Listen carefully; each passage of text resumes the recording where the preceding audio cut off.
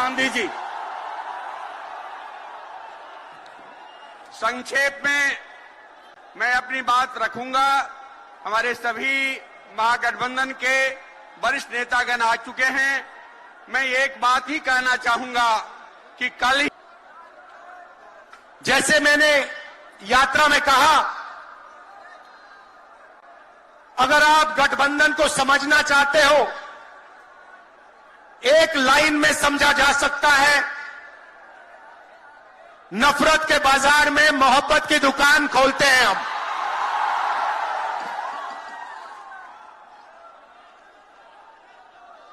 इस देश में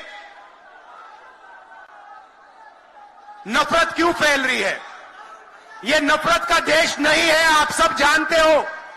आपके दिल में, हिंदुस्तान के नागरिकों के दिल में नफरत नहीं है, मोहब्बत है, प्यार है, एक दूसरे का आदर है। तो सवाल उठता है कि इस देश में नफरत क्यों फैल रही है?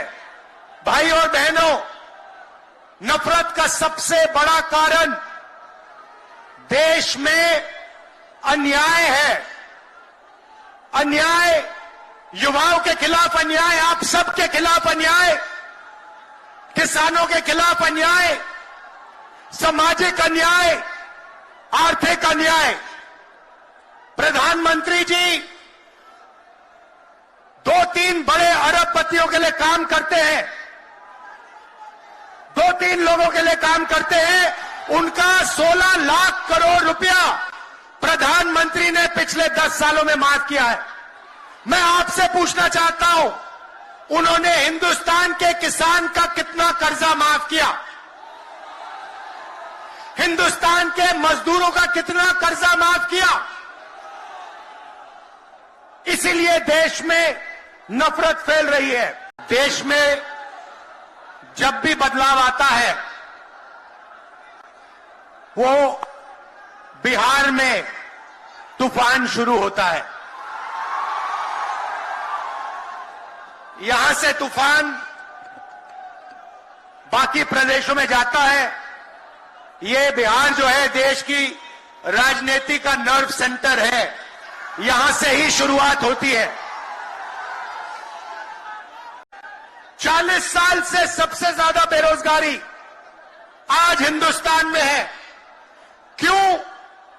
क्योंकि बीजेपी ने छोटे व्यापारियों को, किसानों को, स्मॉल और मीडियम वाले बिजनेसेस को नष्ट कर दिया है।